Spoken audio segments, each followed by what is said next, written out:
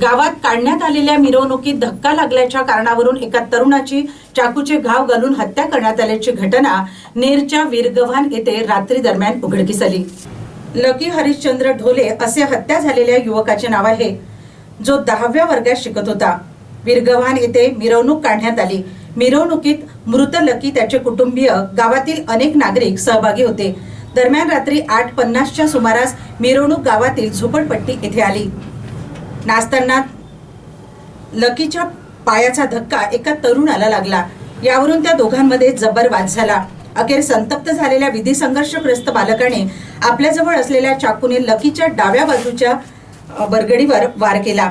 यात लकी गंभीररित्या जखमी झाला व रक्ताच्या थारोळ्यात खाली कोसळला।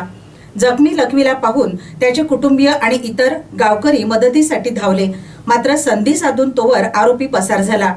गंभीर जखमी झालेल्या लकीला तातडीने नेर येथील ग्रामीण रुग्णालयात नेण्यात आले, परंतु तेथील डॉक्टरांनी तपासणी करून लकीला मृत घोषित केले।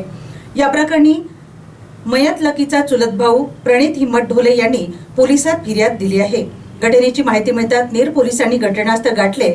नंतर घटनास्थळी अप्पर पोलीस अधीक्षक थोरात, विभागीय पोलीस अधिकारी भोरे आणि स्थानिक गुन्हे शाखेचे पथक दाखल झाले। पुढील तपास उपविभागीय अधिकारी यांच्या मार्गदर्शनात नेर पोलीस निरीक्षक अनिल बेहेरे, सहाय्यक पोलीस निरीक्षक वाघमारे, पोलीस उपनिरीक्षक